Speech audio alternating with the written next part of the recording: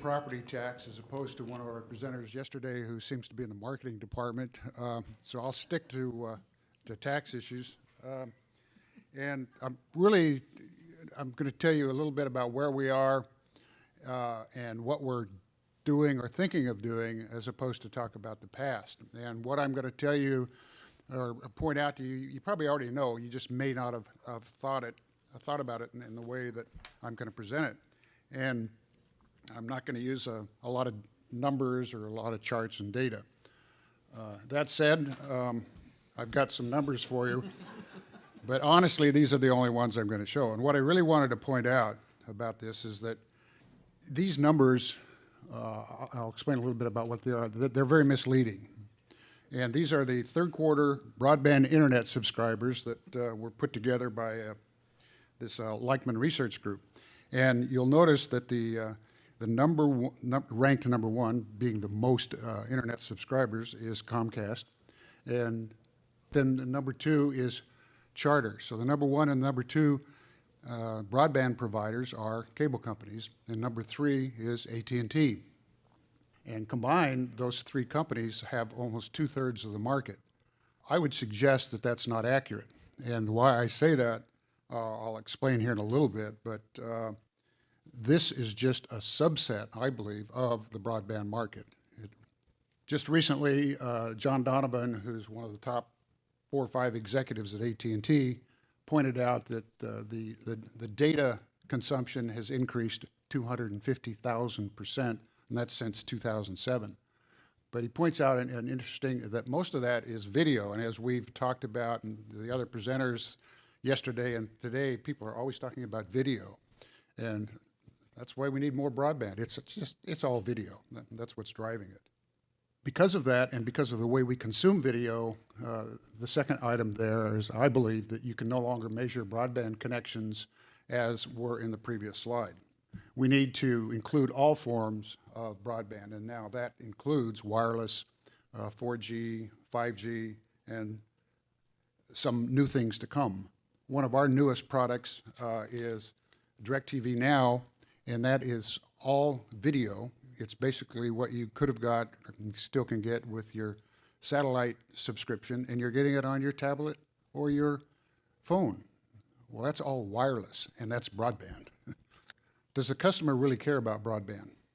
Well, my position is that they really don't, and it's what they want. They just want a connection. They want to get their content, and they want to get it quickly. They don't care how. It's just like when you get on an airplane, you don't care who made the engine, who made the seats, et cetera. You just want to get where you're going and safely. And that's what AT&T wants to do now. Our position is we want to get the content that the customer wants anytime, anywhere. And that's the direction we're moving. Really starting at the bottom of it, and this goes back to my premise that that first slide didn't really measure anything. The customer needs and wants this ubiquitous broadband, and they don't care whether they're on an airplane, they're in a home office, or wherever. They're, as I say, technologically agnostic. Just give it to me. I don't care how. So what is AT&T doing? Well, a couple of things. Their stated goal is that they want a minimum of a gigabit service to these customers anytime, anywhere. That's their minimum goal. And again, through any combination, and I'll talk about satellites, which is kind of interesting in a little bit.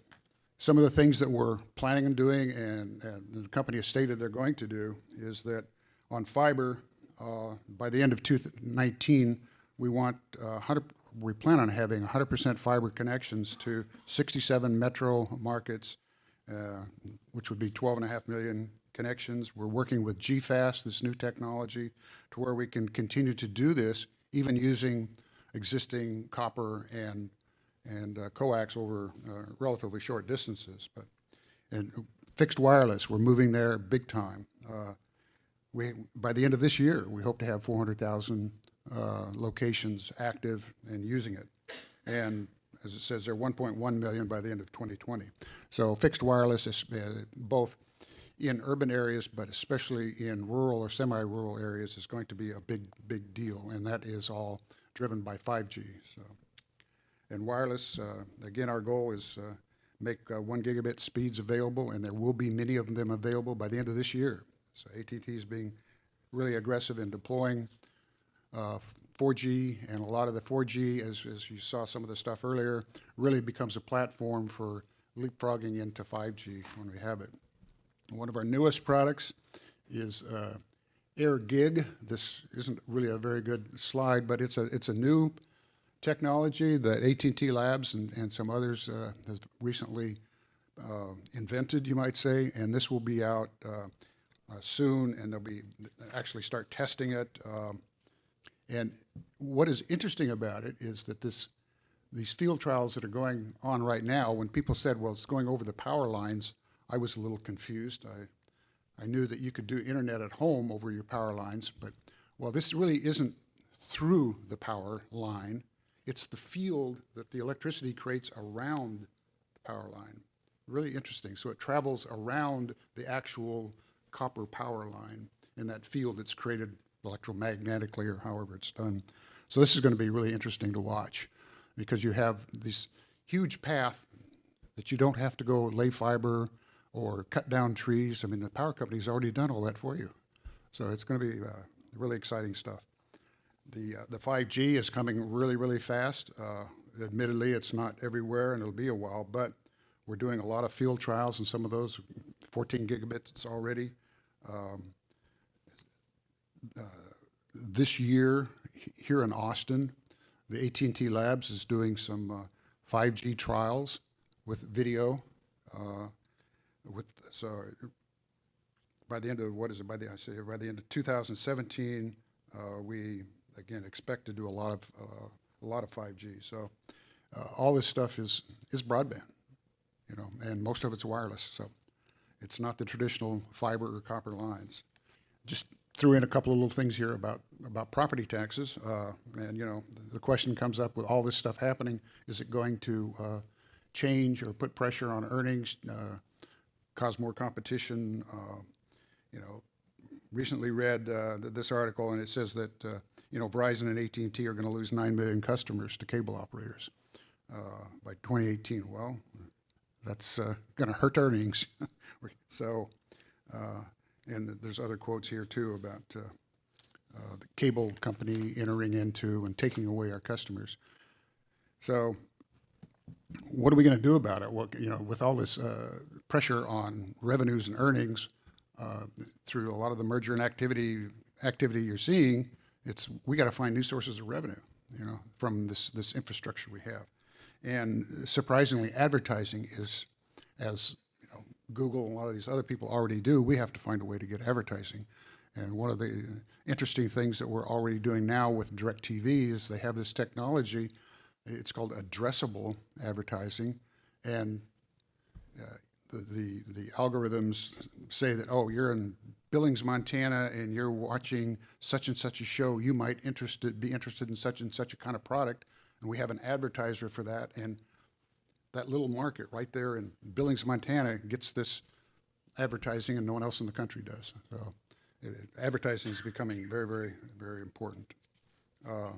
And besides all these new competitors, there's going to be different kinds of new competitors. And, you know, interesting talking about the servers and all that stuff and the server farms. When you get out into the network area, I thought this was interesting that Amazon runs the most, or most experts say that they run the largest cloud hosting service, and they do that through their own fiber mostly. They're not relying. You would have thought, oh, that's good business for AT&T and Level 3, et cetera. But they got their own infrastructure to do that. And as the Wall Street Journal said, that Google has about 100,000 miles of fiber routes, and that if Amazon, Google, and Facebook don't already control more telecommunications infrastructure than the telcos, they soon will. So we're a minor player. So just wanted to, again, talking about new stuff's coming. A new competitor that we're going to have is satellites. And satellites, you probably read a lot of, somewhat about it, but I didn't realize there were so many players looking out there. You got the SpaceX, OneWeb, Boeing, and others. And this OneWeb, they say that by 2022 they'll be operational, and they'll have 700 satellites up there, and they're really small. They only weigh 330 pounds. And the SpaceX, which you might be familiar with the owner of that company, they plan 4,000 of these things up there, and they're just little 13 by 6 little boxes up there. And Boeing is getting into it. So everyone very soon will have broadband anywhere they want it, anytime, and really robust broadband. So, could you pull your first slide back up again, the one with the numbers on it? Oh yeah, I think I can. Because I really love that you started with that. Apparently people like Al Franken and Tom Wheeler believe this did tell the whole story, but it didn't and doesn't, right? That's, I think that's important to remember, and I probably maybe set this up. It was a bit of a joke that these were all the players in the broadband industry, and Charter's missing, by the way, but maybe were is a better term, but thanks, Bob. Found it interesting. I sit between AT&T and Comcast. We're very different from the companies that are up here. Comcast, obviously, a power in the broadband and the cable providers, and AT&T with their wireless product. Not just a broadband company, but also wireless. And CenturyLink being very unique in the industry that we don't offer a wireless product. It's a traditional landline company that is in the middle of a transformation of becoming a broadband company, a data services company. And you've seen that through some of the acquisitions. And so I'll talk a little bit about CenturyLink's history, how it's grown and become where it is today. We'll get into a little bit. I wasn't sure how many state people would be here, so I have a couple of my sob story slides in there to go ahead and get the story started early this year. And we'll go through a little bit of the technology we're employing to try to increase speeds and really try to, meet the competition that is out there in the workplace. And we'll touch a little bit on our network and also on the announced acquisition of Level 3 a little bit. So to start that, as I said, we're a company that is transforming into more of a broadband provider, data services, even the cloud hosting products. So the key objective that they came up with as we were going through this transformation, improving the lives of our customers by connecting them to the power of the digital world. And so as we talked about the past of CenturyLink, really the history was a rural landline telephone when it was CenturyTel.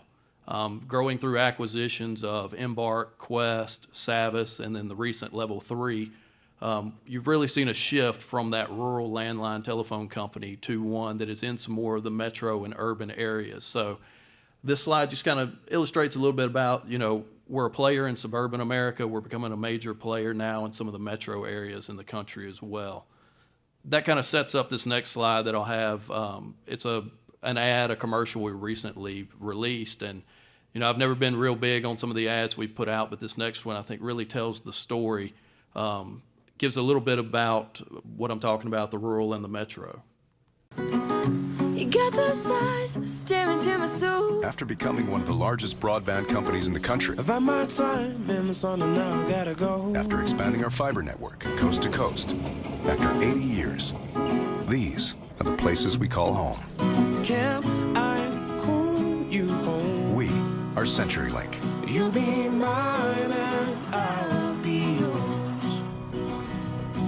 You're the brightest side of things, you're the lightest side of life, and all the joy that you bring is why I need you in my life. But can I call you home? We believe in the power of the digital world, the power to connect small towns, big cities, In my mind, even bigger dreams. That's how you improve lives, in my mind, I call you home. and that's what drives us every day. That was really good. Thank you. CenturyLink, your link to what's next. So here's one of my sob story slides. And really, I put this in here just to show the competition that's out there is really fierce in this area for us. We've seen that downturn there in 2016. We haven't released fourth quarter numbers yet, so I didn't include those. These numbers are in the thousands, by the way, not just 5,000 subscribers. So, but we've seen a lot of competition come in, not just through cable providers, but also through the wireless segment, that we do lose customers to the wireless carriers. We don't have that wireless product like we talked about, so we have a video product that we're trying to push, and we're also working on an over-the-top product that hopefully we'll be able to really try to rein in some of these customers and give them more of a bundle to stick with CenturyLink. Just to look at our network across the country, we do have a pretty extensive fiber network. You see the local territories there where we have local phone service. Also, you see the data centers, the fiber routes, and then our video product, the Prism Market. You see the little triangles there where we are able to offer the video product. Some of the technologies that we've been employing, fiber to the home, obviously, the optimum solution. That's what we'd love to get every one of our customers. It's just not very cost effective. Fiber to the premise has been something we've done. We ran a GFAST trial in Platteville, Wisconsin, of all places. We were able to run 500 meg speeds through about 800 apartment units that were about 24, 25 different buildings using the GFAST technology. So that trial went very well.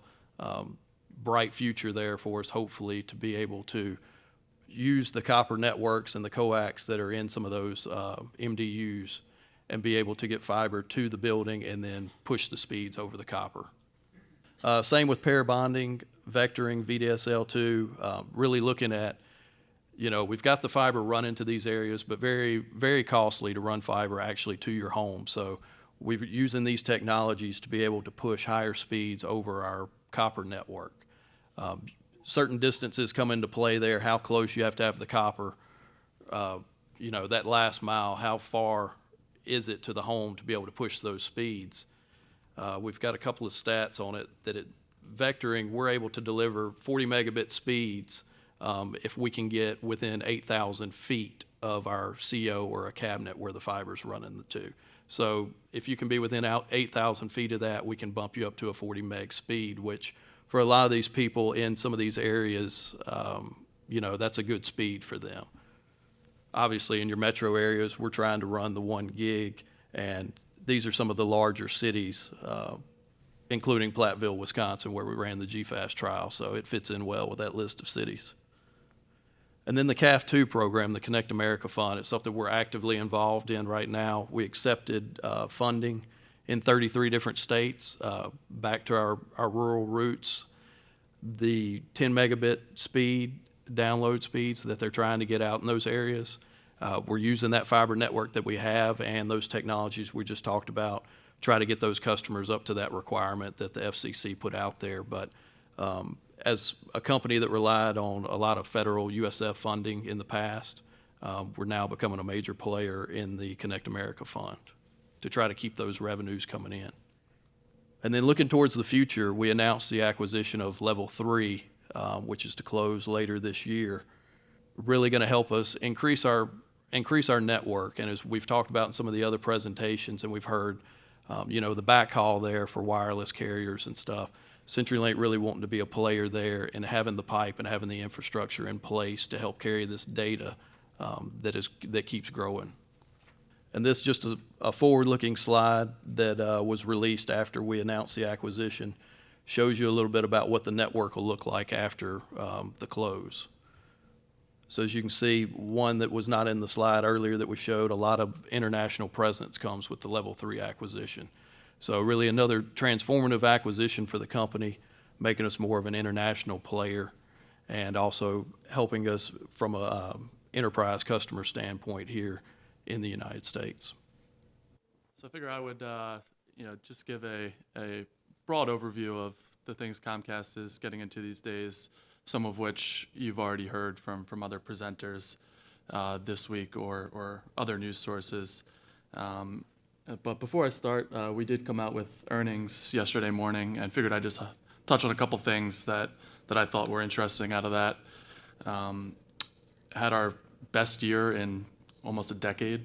Added video subs in all 4 quarters, which was, really a pipe dream. If you had told me that a year ago, and even senior management, I don't think would have anticipated that level of success, holding on to and growing the video business given the competitive pressures there.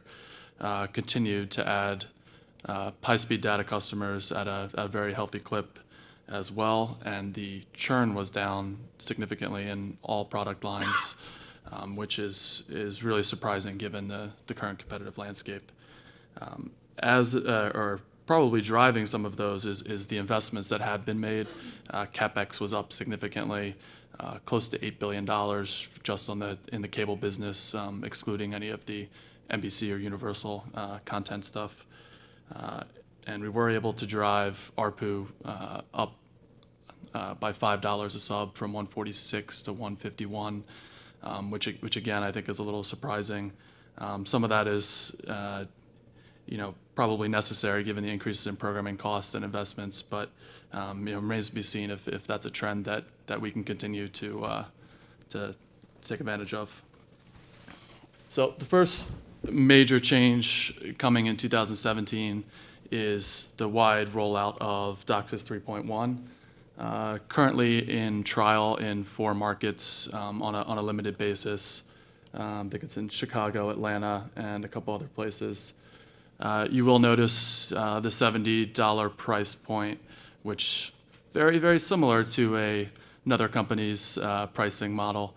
However, it does require a 3-year contract, which is an interesting twist. But obviously, given that price versus the non-contract price, it might be pretty attractive to most consumers to sign the contract. The DOCSIS 3.1, we will get 1 gig down from the get-go. However, the upload speeds are lagging way behind at this point.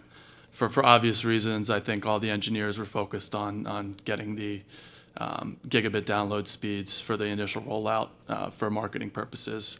And then as the DOCSIS 3.1 continues to become a more mature technology, the upload speeds will continue to increase and I think eventually be symmetrical. Obviously, this requires significant investment, mainly in the CMTS and the CPE. And then currently in the 4 markets, however, in the next couple weeks, I believe, we're going live in 15 more markets, and the entire footprint by the end of 2018 will have access to DOCSIS 3.1 services. So here's this little map showing the current offerings as well as the 15 cities or markets that will get rolled out next. In the red dots are the upcoming rollout. Again, you'll notice that there are a lot of the markets that Google is in for obvious reasons. Atlanta, Salt Lake City, Nashville, Jacksonville, the Bay Area, all places that Google is currently in. So I think those were our focus on the first markets. And then those of us in the Mid-Atlantic and the Northeast, I think we're getting a little neglected at the moment. And then this is the elephant in the room, so to speak, is our upcoming wireless offering. Still not a lot of details have been released publicly about how the service is going to work, the pricing, everything else. There was a couple of comments in the earnings call yesterday that I thought were relevant. We are going to offer compatibility with all of the major phone manufacturers, which I think is, in today's day and age, is a key point in success of any wireless offering. Consumers have their favorite devices that they're familiar with. Trying to put them into a certain manufacturer, is probably not going to have widespread success. So it's currently in beta testing, just a very small select amount of employees and others. Anecdotally, the people I've talked to that have used it haven't had any issues, which is honestly surprising to me because it seems like a very complex problem to utilize both the 15 million Wi-Fi access points as well as the Verizon MVNO for the lack or the holes in coverage. And I think that's been the biggest hurdle period, is just getting the software to work as a seamless experience to the end user, because that's really what customers want. They don't really care where the connection's coming from. They just want it to work. It will only be a footprint-only product, given that we're leveraging the current Wi-Fi access points to provide the backbone of the service. So there are no plans currently to have a nationwide service. You will be able to take your phone if you're a customer and use it other places using the Verizon MVNO deal. However, we're only going to market it in our markets. And then this I thought was interesting from a JP Morgan analyst, that he expected 75% of the traffic for the wireless service to be able to go over our Wi-Fi. When I first heard that, that sounded very optimistic. However, as I think about it some more, maybe it does make sense given people's usage patterns for mobile devices. I think most people are consuming data a majority of the time, either at home, at work, at school, places where they're fairly static and can easily connect to one of the Wi-Fi access points that Comcast has. And just to give details on that, I think it's supposed to be a seamless experience so that you won't even necessarily know what you are connected to, which I think is important. If the consumer has to go through and search out Wi-Fi access points everywhere, they're probably not going to do it. They're just going to use the cell coverage. However, if the software can work to automatically seek out and find and connect to these access points, it should be a good offering. Christian, quick question. Sure. Are you guys offering, I don't know if pricing is out, but is there going to be a service fee associated with that other than the price of the phone? Yes. Free for subscribers? No, it'll be an additional fee. There is no official pricing out. I've seen some analyst expectations in the $30 to $40 range a month, but that's lacking details on sort of what level of service as far as data plan or what level of data that will include, which I think can be a compelling offering for a lot of people, given the strength of our network and Verizon's, to pick up the spots in between. Hey, one more question on Sure. that. It's not a standalone product, or will it be a standalone product? I don't think anyone internally is viewing it as a standalone product at this time. I think it's really just to continue to offer additional services to our customers, and keep them sort of engaged with Comcast. In the future, that's really the big question mark here with as far as projecting is, if we are successful in footprint, where do we go from there?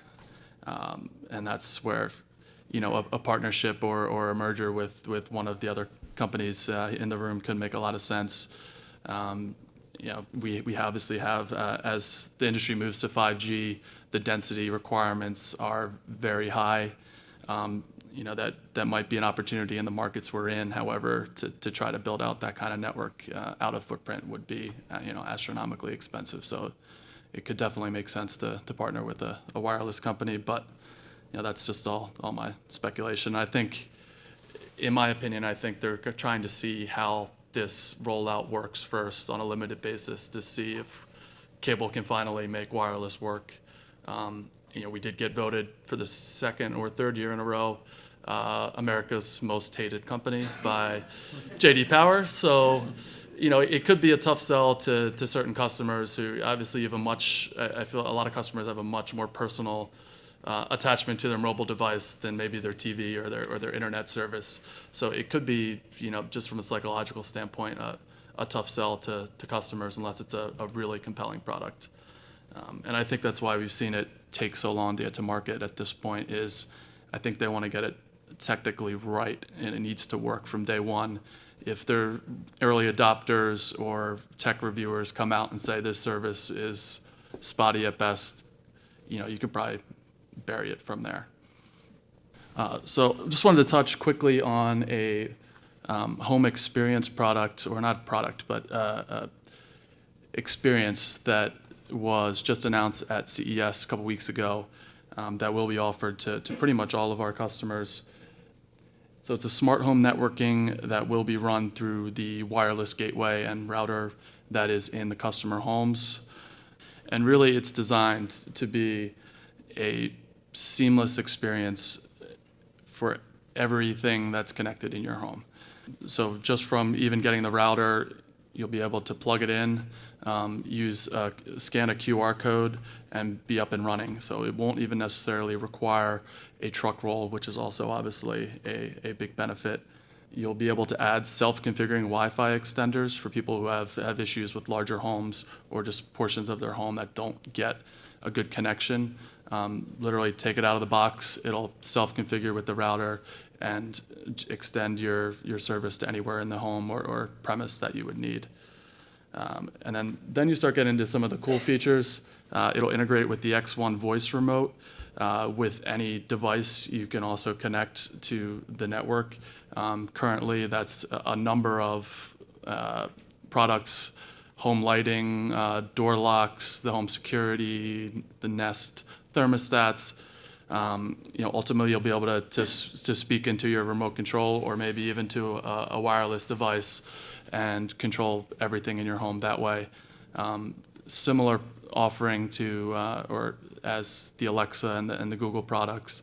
I think it could really be a neat thing. And here, just on the side here, is an example of some of the home network management options that will be available in the app.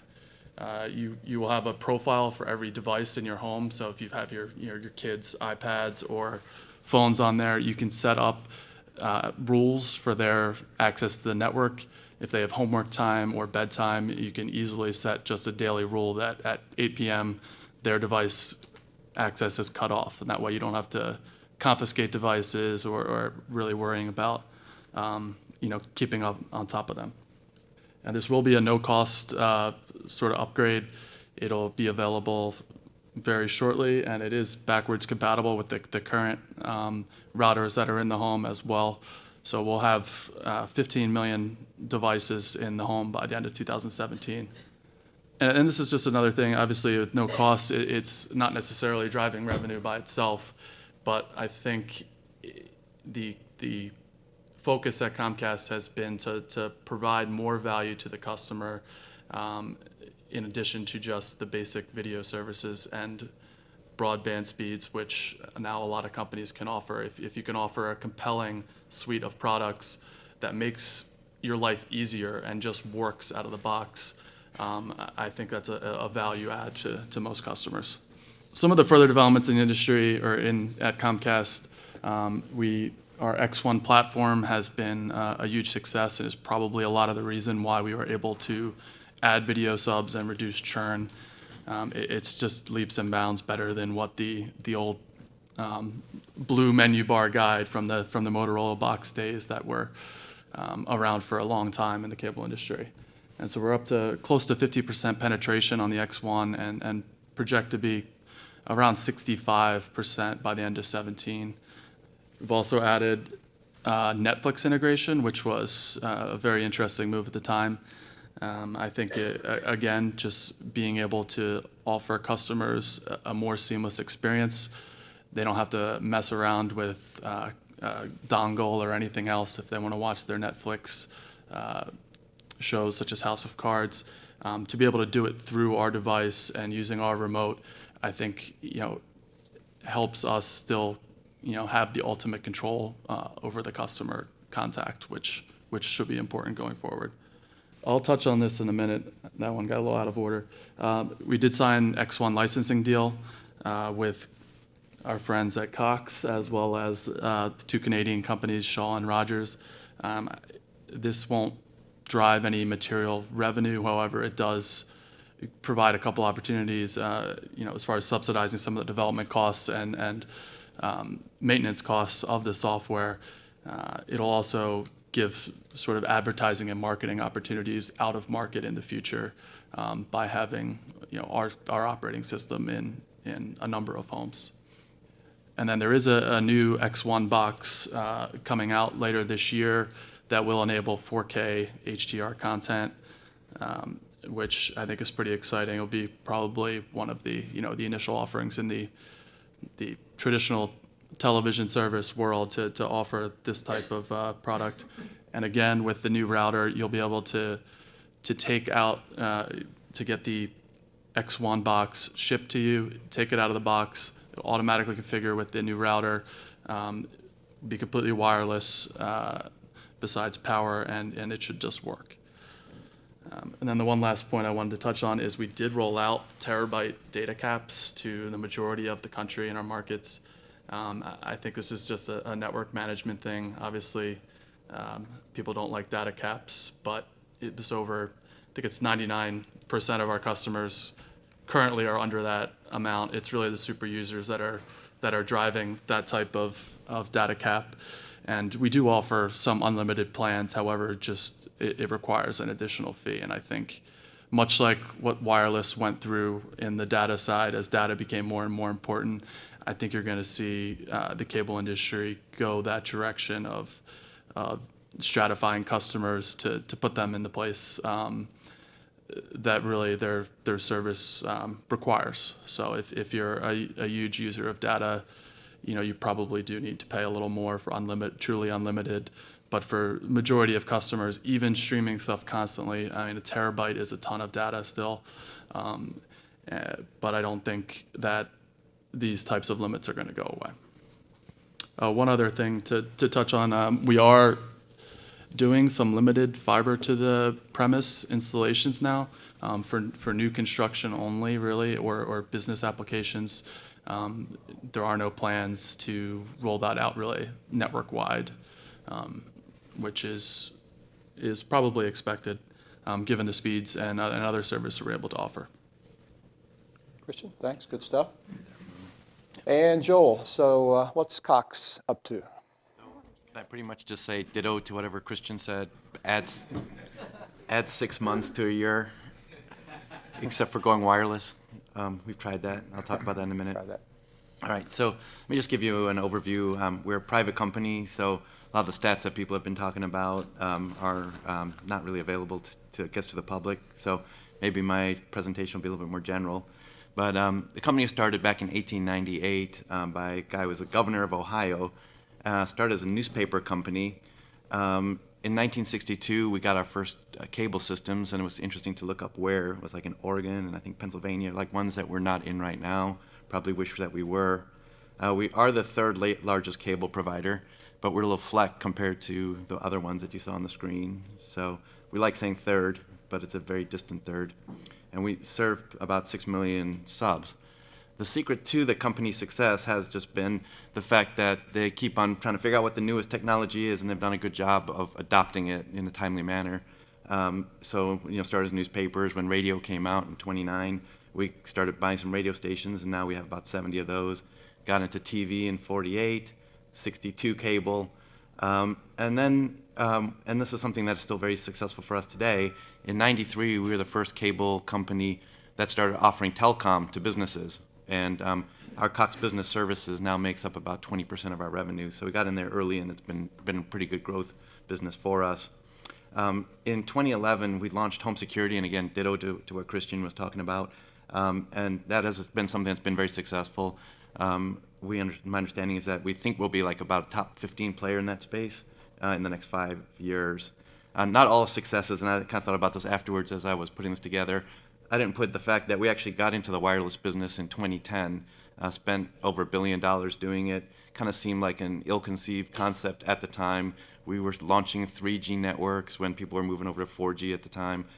We weren't able to get any of the iconic handsets, so we were offering our customers Kyocera phones, and when nobody's really using Kyocera phones. So not surprisingly, a year later, that ended up flopping. And so, when you talk about wireless, I don't know whether cable's move in that direction or not. We might be a little bit scarred, but I guess we'll see how it goes. And then, basically what part of our business goal has been, let's figure out how much we can monetize the pipe that's already in people's homes.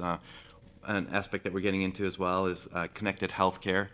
We purchased a company in 2015 that's called Trapalo, and what Trapalo does is they basically do medical monitoring when people are released from hospitals or whatever, and doctors still want to see what their blood pressure is. Trapalo helps connect these devices to the healthcare professionals. And then in 2016, we acquired a company called, we just about 4 months ago, acquired a company called Unite Private Networks, which I'll talk about a little bit as well. So our service areas, we're pretty strong in the Southwest with Arizona and Vegas and all that. A lot of the country we don't cover up until you get to the middle. And then Southeast and a little bit of Northeast as well. And again, commercial has been really a great growth engine for us, having 20% of our customers. We're right now in 20 markets in 12 states. So acquiring Unite, basically Unite Private Networks, we don't own 100% of it, but we own a majority share of it. And what they do is they basically run fiber in various markets. They are in 20 states, so some of them are overlapping states, but there also will be entrance for us into some new markets. For example, they have laid a lot of fiber in Dallas. They provide services to a lot of large companies, government services, schools, hospitals, and things like that. And so what's our biggest challenge, just like everybody at the table? Obviously it's delivering the bandwidth that customers are demanding. Things have changed a lot in how we get our entertainment. Talked about that a lot during this conference. So the trick for us and for everybody here is that bandwidth demand is doubling every 18 months. And when you see some of the slides that we saw yesterday, that's not even considering virtual reality and augmented reality and all that kind of stuff. That's just where we're at right now. So that's putting a lot of money to make sure that we are able to provide a network that can keep up with the pace of people's demands. Some of the strategies that we've employed to increase bandwidth, like Christian said, again, we're there 6 months behind. DOCSIS 3.1 implementation, got fiber, deeper architecture, and the same as Christian was saying, and let me talk about that. I'll talk about that in a minute when I get to my other slides. So in order to be able to provide additional bandwidth, what we first had to do is clear some space out in our existing pipes. We've gone to all digital. Started doing that in 2014, and in 2016 we finished doing that. So that's freed up about 35% of the existing spectrum. And then also implemented switch digital. So for people who are trying to pull shows that are not necessarily the most sought after shows, maybe Andy Griffith or things like that, that is now only pushed out when somebody requests it. It's not always just flowing through our pipe. So now that we've cleared out additional space, we are going through the DOCSIS 3.1 implementation. What that does in the markets where it's deployed is it's going to basically double the bandwidth that will be available to the customers that are getting it. Like Christian said, it's very expensive to do because you basically have to forklift all your CMTS equipment. And then also for CPE, for anybody who's going to be able to get the benefits of that, you're going to have to change out their CPE equipment as well. We have started market trials in Q1 2017. The plan is to deploy to all markets in the next few years. And then the other strategy to increase bandwidth is right now most of our markets are in a node plus 5 amplifier situation. The kind of the easy but short-term fix is to do the node split, which right there doubles the amount of bandwidth that we're able to provide to customers. And then we are trying to employ fiber deep, which gives us the benefit, gives us the flexibility. So for the people who are where there's the fiber, I guess they'll be able to get the benefits of being close to the fiber. But then it also pushes us closer. So later on, if we end up wanting to go fiber to the home, we already pushed our fiber a lot deeper into our networks. And then same as Christian was saying, there's fiber to the home, but those are only in like the greenfield markets, the places where we're just going to be starting fresh. At that point, we're going to be laying fiber all the way to the home. So our implementation plan talked about fiber to the home. In our competitive markets, those are the first ones where we're launching DOCSIS 3.1. And then also we're doing more of that fiber deep plan. And then for the other markets, at this point, we're basically going to be doing node splits, and when necessary, we're going to go fiber deeper. I think, from my perspective and my slide, I approach this a little different. And if I had a takeaway from the last couple days when we think about industry, if we all could wake up tomorrow in a perfect world, I think that we would all have networks in profitable markets. And I think those networks would have two things in them, and they'd all be in common. They'd be broadband based either in fiber or they'd be broadband coming over a wireless environment. My presentation's a little different than these guys, although I think there's a common thread running through all of them. I approach this with one of the challenges that Verizon as an ILEC faces more so than some of the other companies that are out there, that are cable providers or some other type of provider. I put the thank you up because this is where things went awry yesterday. None of you were at my daughter's wedding, okay? I got up and gave a father's toast on August 13th that I thought was 5 minutes, and it was 28 minutes and 31 seconds. To which my youngest daughter, who's very sweet, said, "Dad, you were amazing. You held them captive. You were funny. You had everyone in tears. You were hysterical." And she said, "And it wasn't bad, Dad. I taped the whole thing. It only felt like 15 minutes. So with that said, we have one other challenge at Verizon, and we have a lot of it. We have copper. Okay, and for a long time now, since about the time that wireless access became higher than the number of subscriber lines in landline, we've seen a significant decline in our utilization of our copper network. And our copper network can be just plain old copper, which means you're going to make a phone call on it, or it can be DSL/HSI, high-speed internet, on a copper line.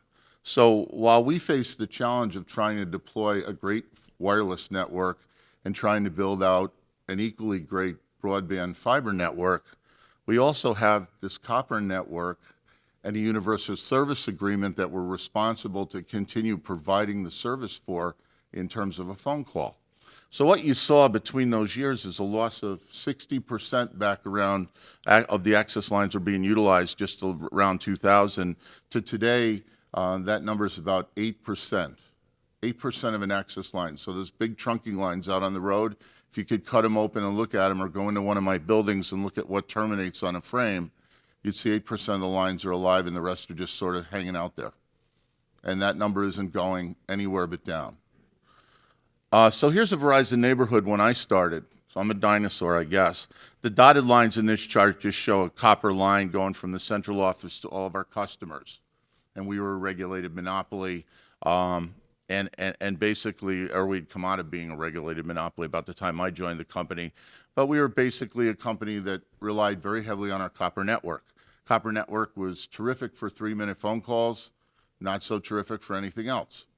So we put DSL into it, and when you look at my neighborhoods now, because of that 8% decline, 49% of the customers out there in our network as of end of year 2016 had cut the cord completely. So they're gone. They're wireless. All right, so great. We have Verizon Wireless, and they're a competitor's wireless. Okay, 40% bundle with one of the competitors at the table here, the cable companies. And then we have our 8% out there that are either going to be plain old copper or they're going to be DSL. Now, why is that important? We're going to try to identify a need. So when we looked at this in a Verizon Lean Six Sigma project to try to see how to make this more profitable and work, we found that 10% of our customers drove 70% of our dispatch costs. Why is that critical? Well, in comparison to fiber, if you looked at a metallic line, copper line, the cost per line, operating expenses of trying to maintain a copper line, in comparison to a fiber line that only has voice on it, that fiber line costs about 8% of what it costs to maintain a copper line. If that line had voice and data running through it, the number's up in the 23% range. And if it has voice, video, and data on it, that maintenance runs about 48% of the copper. It's a big challenge to maintain a copper network. So what we're looking at out there, when we look at this, any place where we have parallel fiber next to the copper, we're migrating our customers to copper, or from copper to fiber as quickly as we can. The neighborhood on the bottom is an example of that with the green line running down. The neighborhood on the top still is a neighborhood where there's only copper.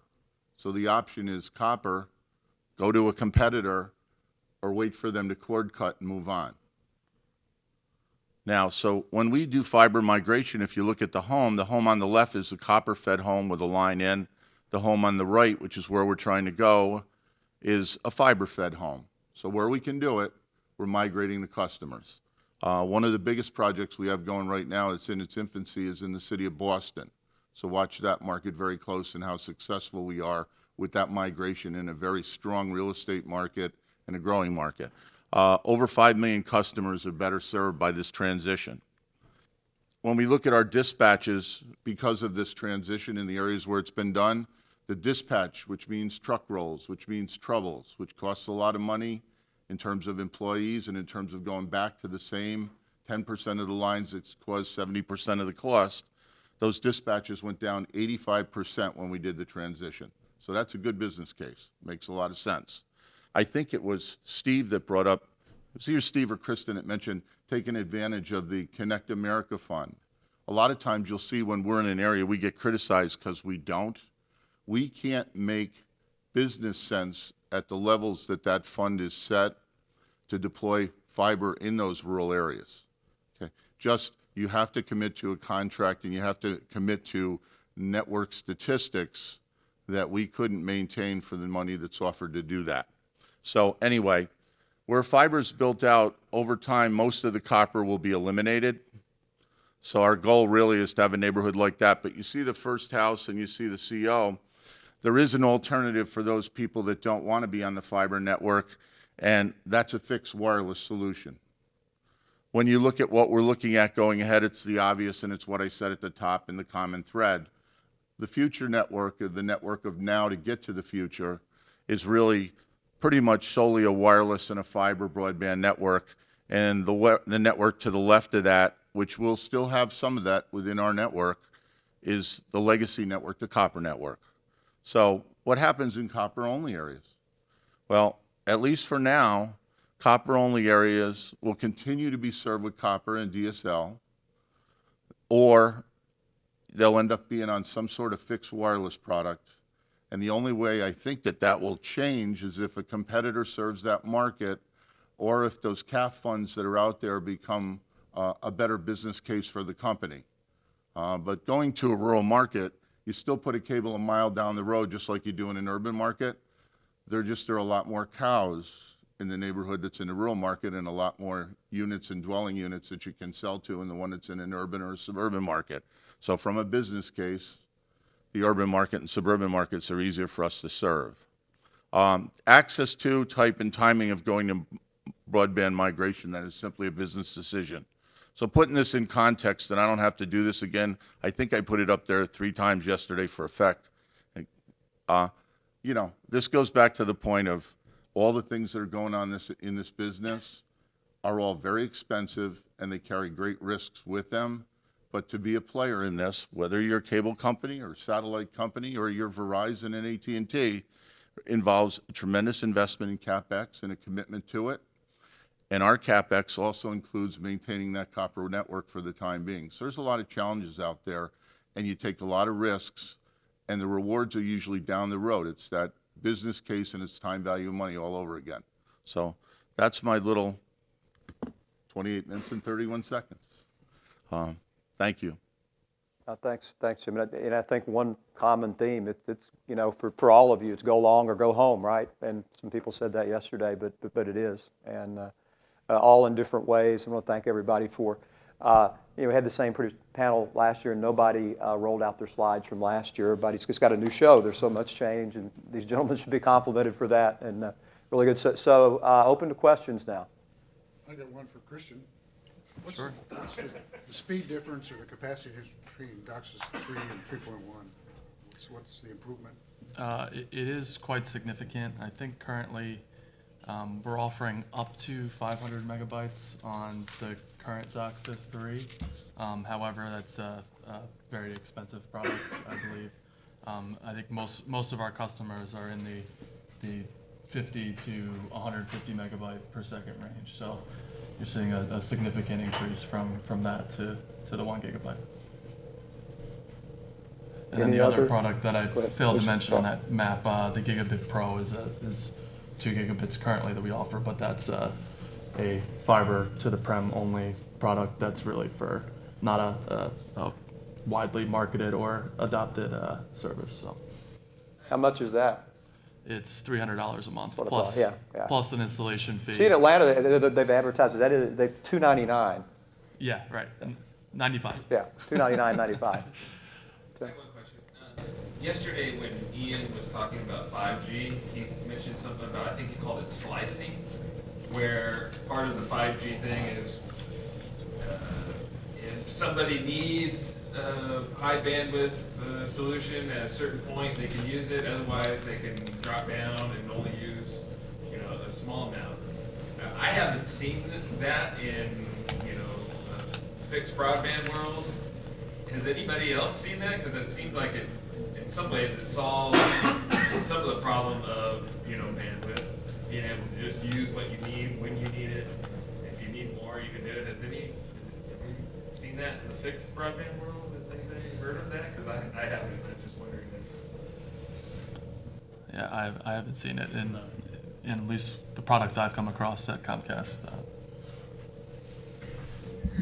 But as Tim probably knows, that's on the commercial side, for enterprise and small business customers, we already do that for broadband, where you walk in, the IT guy goes to his computer and says, well, we need 2 gigabits this afternoon and for 2 hours, and no truck roll, and doesn't have to even call AT&T. They just go in and do it. And I suspect, since that's software controlled, that will be coming for, really small businesses or maybe even consumers down the road.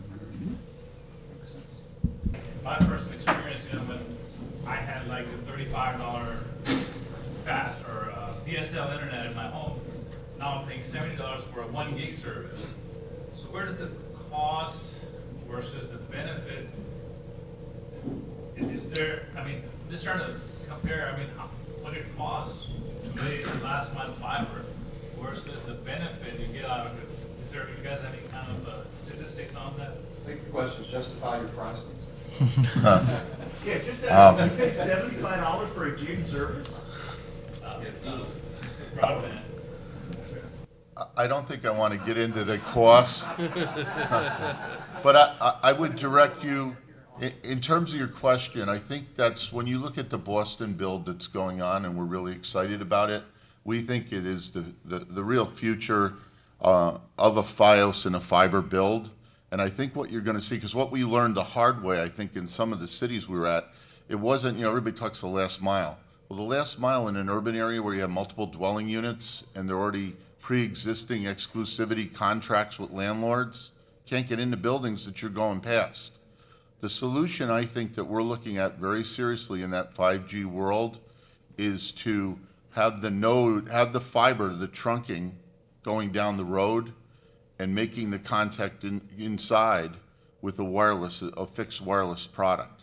It's going to be a DAS antenna, it's going to be some other micro cell type of setup, and it solves really a couple problems. I think it'll be more efficient from a cost standpoint, which means you might get a better price point to the customer. I think it'll be easier to maintain and not have the outages.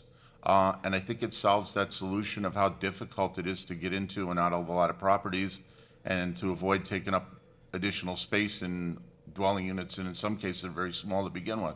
So I think that's coming. I think it's interesting that a lot of people are paying that extra fee for a gigabit or more service to their residents, and they probably don't really need it. Marketing wouldn't want me to say that, but you're only as fast as your weakest link. And if you have a Wi-Fi router in your house and your kids are connecting wirelessly, well, they're not getting gigabit service anyway. So oftentimes there's a lot of hype going on too. You're subscribing to more than you need, depending on what you do. The places that have the high speeds, and you have incredibly dense markets, and you look at our country, it's just I think that's the primary factor. Anybody else can answer, but that is largely an issue of density. That's exactly right. And, a lot of these studies that are done, and I think Larry's probably seen a lot of them, you're comparing to Singapore and Seoul, Korea, and we're extremely dense. And so compare that to how sparsely populated most of the U.S. is.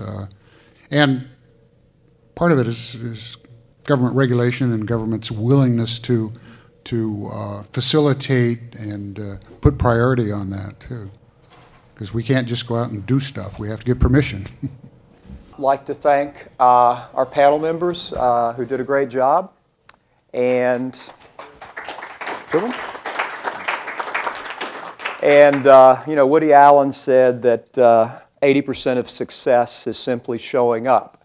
So I want to thank all of you for showing up today and wish you a happy and successful 2017 Year of the Rooster. Thanks again.